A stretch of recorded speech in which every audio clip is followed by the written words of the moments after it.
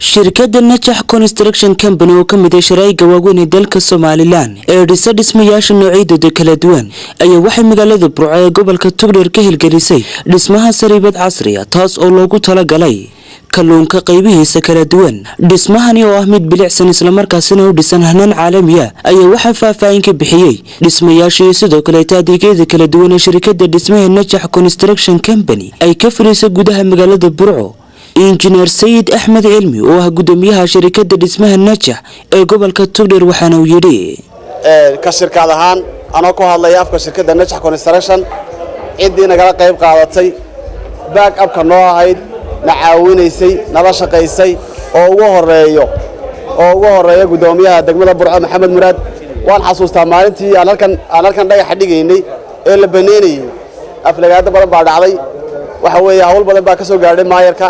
hawl badan baa naga soo gaadhay annaga waxaan u samreynay magaaladeena inaan horumarinayno oo aynu qurxinayno oo aan hagaajinayno dadkeena wax u qabanayno taa waan u mahad celinaynaa maalintii halkan xafladda aynu bilaabaynay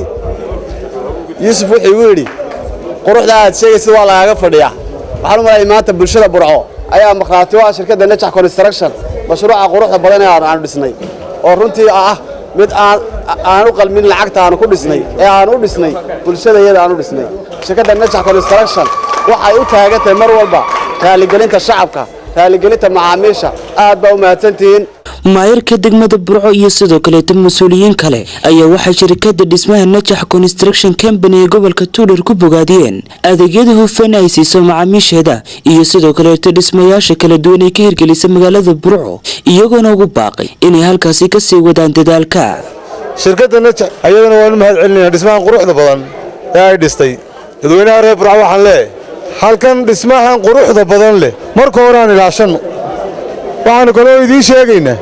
kalluunka waxa loo baahan yahay maalin walba inaan hilib geel iyo hilib ari doonine inaynu kalluunkaana isticmaalno oo caruurteena siinana waa loo baahan yahay